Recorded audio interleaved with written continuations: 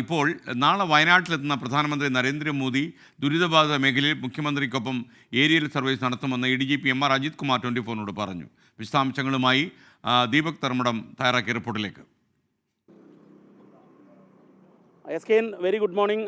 തെരച്ചിൽ ജനകീയമായി പുരോഗമിക്കുന്നു. ഈ വേളയിൽ ADGPയും അതിൻ്റെ എല്ലാം ഭാഗമാണ്.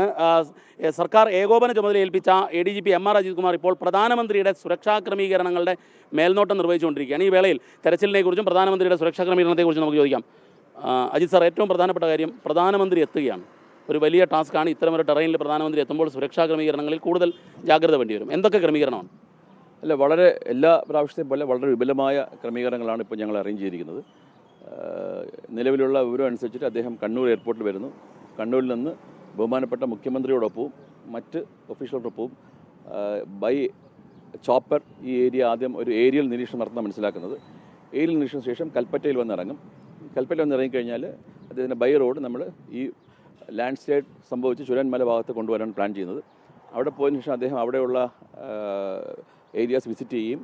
ഇതുമായിട്ട് ഇൻവോൾവ് ആയിട്ടുള്ള വിവിധ ഫോഴ്സസിൻ്റെ ഓഫീസേഴ്സുമായിട്ട് ഇൻട്രാക്ട് ചെയ്യുകയും ചെയ്യും. തുടർന്ന് അദ്ദേഹം ഒരു ക്യാമ്പും പിന്നെ ഹോസ്പിറ്റലും വിസിറ്റ് ചെയ്തിട്ട് ജില്ലാ ഭരണകൂടവുമായിട്ടുള്ളൊരു മീറ്റിംഗ്, പ്രസൻറ്റേഷൻ മീറ്റിംഗ് അറേഞ്ച് ചെയ്തിട്ടുണ്ട്. ഇതാണ് PMൻ്റെ പ്രോഗ്രാം.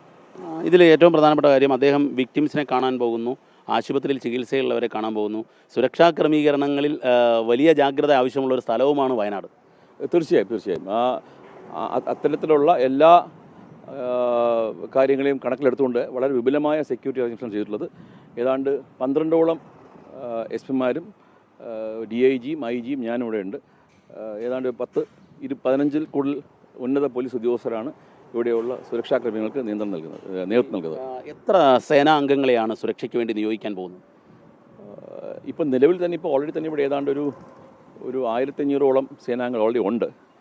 ഇതിൽ കൂടാതെ ഏതാണ്ട് നമ്മുടെ കണക്കിൽ ഏതാണ്ട് 1000ഓളം അധികം വരുന്നുണ്ട്. ഈ മറ്റൊരു കാര്യം, ഇപ്പം പ്രധാനമന്ത്രി വരുന്നു എന്നുള്ളതൊക്കെ ഒപ്പം തന്നെ തെരച്ചിലൊരു പ്രധാനപ്പെട്ട വിഷയമാണ്. ഈ തെരച്ചിലിൻ്റെ ക്രമീകരണങ്ങൾ എന്താണ് നമ്മൾ ചെയ്യാൻ പോകുന്നത്? ഇന്നിപ്പോൾ ജനകീയ തെരച്ചിൽ നടക്കുകയാണ്, അങ്ങും അതിൻ്റെ ഭാഗമാകുന്നു. തെരച്ചിൽ അവസാനിപ്പിക്കുമ്പോൾ സ്വാഭാവികമായും ജനങ്ങൾക്ക് ആശങ്കയുണ്ടാകും. എന്താണ് അങ്ങാണ് സേനയുടെ ഏകോപന ചുമതല നിർവഹിക്കുന്നത്? അല്ല, ആദ്യമായിട്ട് എനിക്ക് പറയാനുള്ളത് നമ്മൾ തെരച്ചിൽ നിർത്തുന്നില്ല എന്നുള്ളതാണ്. തെരച്ചിൽ ഇതിൻ്റെ ഒരു ലോജിക്കൽ കൺക്ലൂഷൻ ആവുന്നവരെ തെരച്ചിൽ കണ്ടിന്യൂ ചെയ്യും. ആകെ നമ്മളിപ്പോൾ ഇന്നലെ ചെയ്തതെന്ന് പറയുന്നത് റെസ്ക്യൂ ഓപ്പറേഷൻസിന് ആർമി വന്നത് റെസ്ക്യൂ ഓപ്പറേഷൻസിനാണ്, സെർച്ച് ഓപ്പറേഷൻസിനല്ല. റെസ്ക്യൂ ഓപ്പറേഷൻസിൻ്റെ ആവശ്യകത ഇപ്പോൾ ഇനിയില്ല. ലൈവായിട്ടുള്ള ആൾക്കാരൊന്നുമില്ല. റെസ്ക്യൂ ഓപ്പറേഷൻസ് കഴിഞ്ഞതുകൊണ്ടാണ് ആർമിയുടെ കോളത്തിന് വിഡ്രോ ചെയ്തിരിക്കുന്നത്.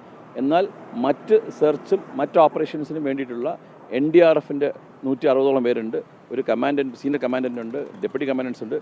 അവർ ഇവിടെ തന്നെ കണ്ടിന്യൂ ചെയ്യും. അതിൻ്റെ എല്ലാ ഏരിയയും പൂർണ്ണമായിട്ടും പരിശോധിച്ചതിന് ശേഷം മാത്രമേ NDRFൻ്റെ കോളംസും മാറത്തുള്ളൂ. അതുകൂടാതെ തന്നെ വയനാട് തന്നെ ഓൾറെഡി തന്നെ ഒരു NDRFൻ്റെ കോളം ഇവിടെ പെർമനൻ്റ്ലി ഉണ്ട്. ഇതുകൂടാതെ ഫയർഫോഴ്സിൻ്റെ 250ഓളം ഓഫീസേഴ്സും സിവിൽ ഡിഫൻസ് വോളണ്ടിയേഴ്സും ഉണ്ട്. അവരും ഇതിനകത്ത് ആക്റ്റീവായിട്ട് പാർട്ടിസിപ്പേറ്റ് ആൾക്കാരാണ്. അവരും ഇവിടെ തന്നെയുണ്ട്. അതുകൂടാതെ കേരള പോലീസിൻ്റെ സ്പെഷ്യൽ ഓപ്പറേഷൻസ് ഗ്രൂപ്പിൻ്റെ ആൾക്കാർ അവർ ഈ ഏരിയയിൽ തന്നെ ക്യാമ്പ് ചെയ്യുന്ന ആൾക്കാരാണ്. അവരുടെ ഏതാണ്ട് 100ഓളം ഉദ്യോഗസ്ഥർ ഇവിടെയുണ്ട്. അവരാണ് ഈ വളരെ ഡീപ്പായിട്ടുള്ള സെർച്ചസും റിസ്കി സെർച്ചസും ഒക്കെ നടത്തുന്നത്. SOGക്കാരാണ്. കാട്ടിനകത്താണെങ്കിലും ശരി, വെള്ളത്തിലാണെങ്കിലും ശരി, അവരൊക്കെ പോകുന്നത് അവരിവിടെ തന്നെയുണ്ട്. ഈ 3 ടീംസും വിഡ്രോയപ്പെടുന്നില്ല എന്നുള്ളതാണ് നിങ്ങൾ മനസ്സിലാക്കേണ്ടത്. അവരിവിടെ തന്നെയുണ്ട്. ഇവിടെയുള്ള ഓരോ ഇഞ്ചും പൂർണ്ണമായിട്ടും സെർച്ച് ചെയ്ത് ഇവിടുത്തെ ഓരോ ജനപ്രതിനിധികൾക്കും സാറ്റിസ്ഫാക്ഷൻ ആയതിനു ശേഷം മാത്രമേ അവരെ പിൻവലിക്കുന്ന കാര്യം ചിന്തിക്കത്തുള്ളൂ.